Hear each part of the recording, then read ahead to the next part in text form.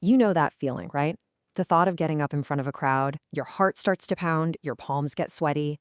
If that sounds familiar, you are in exactly the right place. Today, we're going to tackle public speaking anxiety, a fear that feels absolutely massive, but trust me, it is conquerable. Let's dive in. Okay, so let's start with this number 75%.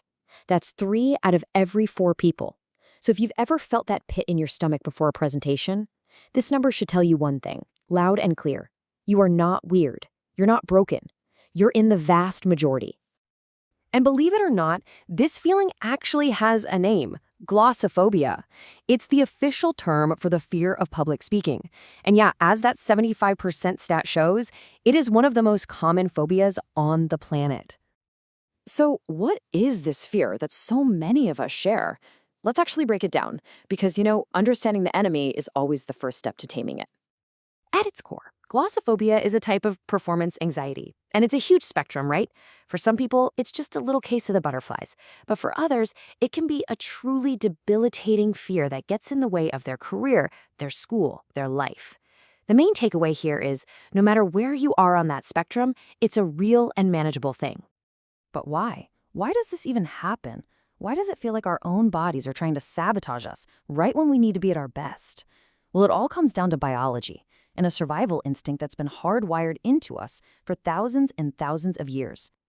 See, your brain is kind of running on some very old software. It's called the fight or flight response. It's an ancient instinct designed to save you from, life-threatening danger.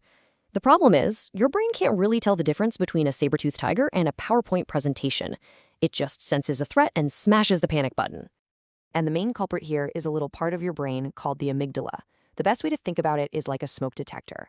For folks with public speaking anxiety, that smoke detector is it's overly sensitive. It goes off at the slightest hint of what it thinks is danger, like a room full of staring faces, and it just floods your system with stress hormones. And that flood of hormones is what causes all those physical symptoms we know so well. Your heart races to get blood to your muscles so you can run away. You start sweating to cool down for the big fight. You might be shaking because your muscles are literally tensed up, ready for action. It all makes perfect sense once you realize your body genuinely thinks it's in a fight for its life. Okay, so we get it. It's common, it's biological, it's not our fault. But what if we've been looking at this whole thing completely backwards? This next part is where we are going to completely flip the script on fear. I really want you to sit with this for a second. What if all of that nervous energy, that pounding in your chest, what if it wasn't a signal to run and hide, but a sign that you're getting ready for something important? This is it. This is the big idea, the huge perspective shift. Your anxiety isn't a weakness. It's proof. It's proof that you care about what you're saying, that you value your audience, and that you want to have an impact. It's the energy of commitment. So the goal is not to eliminate fear. It's to stop fighting it. Instead, we're going to learn how to grab a hold of that energy, redirect it, and actually use it to power a more dynamic, more passionate performance. All right, let's get practical. Knowing the why is great, but it's the how that really changes things. So here are some actual concrete tools you can start using literally today. First things first, preparation. But I'm not talking about memorizing every single word. That can make you sound robotic, and honestly, it just adds more pressure. Instead, think of it like Margaret Page says. Have a roadmap. Know your key points, know your destination, but give yourself the freedom to navigate a little. The goal is to internalize your message, not just recite it. Next up, let's talk about that voice inside your head. This is a technique straight out of cognitive behavioral therapy. It's all about catching those negative thoughts as they pop up and consciously reframing them. So when your brain says, "What if I forget what to say?" you stop and you replace it with, "I know my material well enough to get back on track." You trade "I'm going to embarrass myself" for "I'm well prepared and my message is valuable." This isn't just fluffy, wishful thinking. You are literally retraining your brain to be more confident. Now, to calm your body, you have to calm your breath. The 4-7-8 technique is unbelievably powerful for this. Let's just quickly walk through it. You breathe in quietly through your nose for a count of 4. You hold that breath for 7. Then you exhale slowly through your mouth for 8. Do that just 4 times. It's like a manual override for your nervous system. You're telling that sensitive smoke detector, "Hey, we're okay. Stand down." Top athletes do this all the time, and it is just as powerful for speakers. Long before you even step on stage, you should have already given an amazing presentation in your mind. Really visualize it. See yourself standing there, confident. Hear your own voice, clear and steady.